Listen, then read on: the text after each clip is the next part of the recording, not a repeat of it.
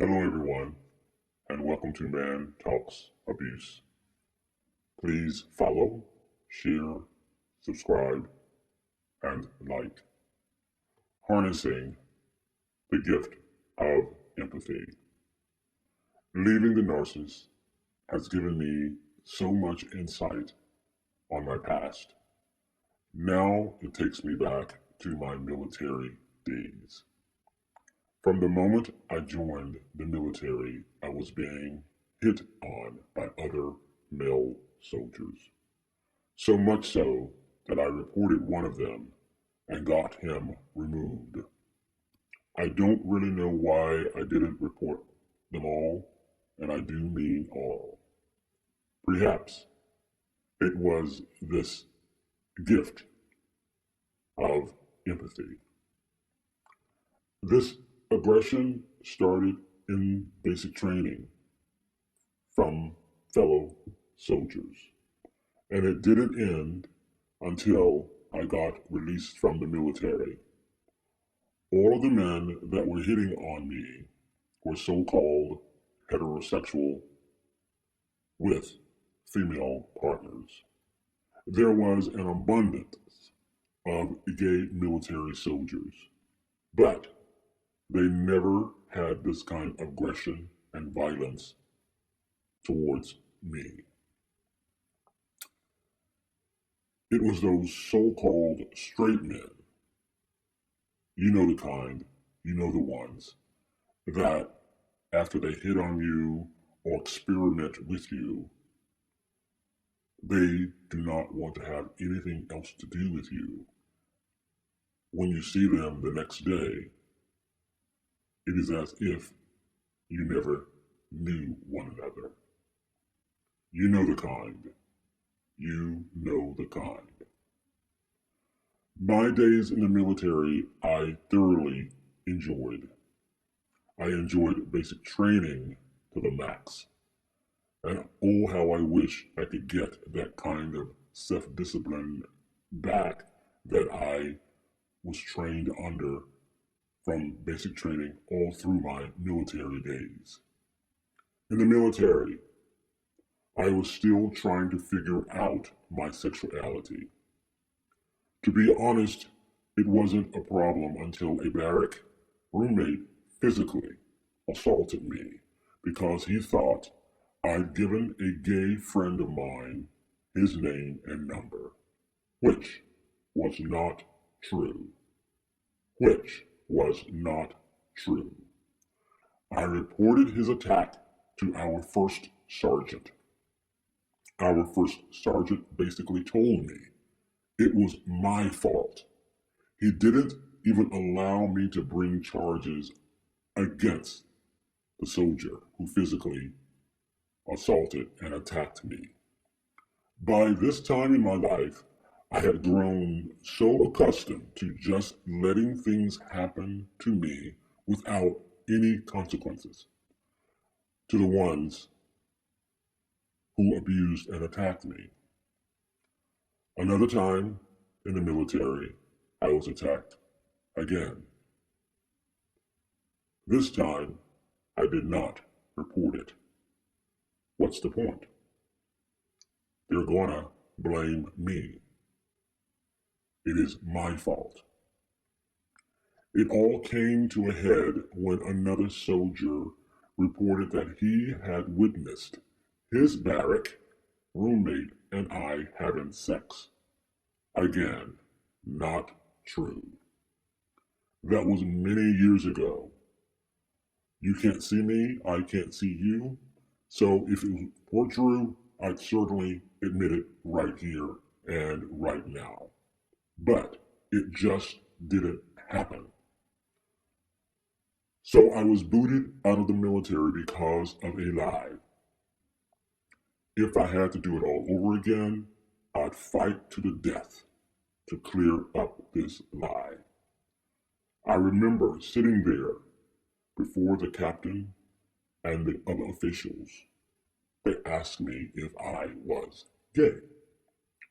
I took a deep breath and I started stuttering and I said, yes. I said yes sheepishly. You may be wondering why I said yes. I did it because a friend suggested that I say it in order to get out of the military, which was not my goal. How it all went down was something like this. I was sitting there in my dress greens, and they asked me, did this incident happen, and are you a homosexual? I said, no, this incident didn't happen, but I am a homosexual. Go with me for a minute. You're sitting there in a total different country, in Germany, as a matter of fact, 19 years old. And all 19 years, you've been fighting against what everyone said about you. And you have been resisting this all these years. And so it came down to this moment. After holding my mouth closed for so many years, I said it. I'm a homosexual.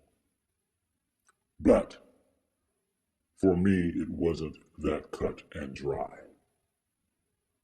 Right before joining the military, I went to a therapist. But before I went to the therapist, I told my parents I wanted to drop out of college to seek therapy because I was having feelings for men I didn't want to have. The first day of meeting with my therapist, after sharing with him, he said, I am not convinced. You're convinced that you are gay. Bingo! Out of all those years, I finally found one person who agreed with me. They listened, they heard the cries and the voices of my soul and spirit, and we connected and agreed together. I'll say again, he said, I am not convinced. You're convinced you are gay. And he was precisely correct. But no one else heard the cries of my soul and spirit. All they could do is project upon me and see with their natural eye, but not the depth and the soul of who I really was. I don't really know why I'm saying all of this except for the fact that confusion and conflict over my sexuality has been a major part of my life. As I've navigated through my life, there's always been some so-called straight men projecting themselves on me. They wanted me for their experiment. This is nothing more than narcissism to the highest degree. Some of these men never really cared about me. They just wanted me and my empathy as easy prey. They focused in, they gathered around, and they preyed on my empathy. I will explain the word empathy later on. When they had completed their experiment with me, they didn't want to have anything else to do with me. Now, this is gut-wrenching for me, even to put into words.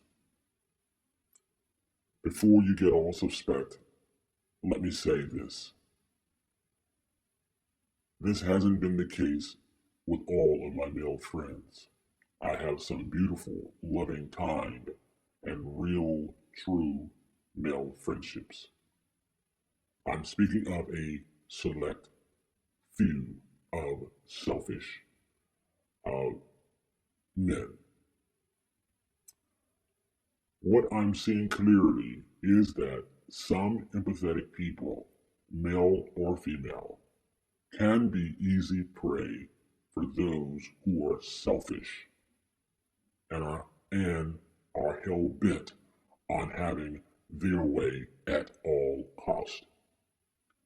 Empathetic people, we are so loving, kind, and there's a depth within us that goes far beyond our age. Some say it's called an old soul. Our greatest desire is to please others. For me personally, that meant going along with something or someone when my heart wasn't completely in it. We empathetic people, we are slow to judge, which leaves an open, and it leaves us open to say, okay, I'll give you a pass, or I'll give you several passes. We have a great degree of tolerance to our default, and we want to see the best and the good in everyone. All of this within itself isn't a bad thing. We just need to know how to harness our gift of empathy.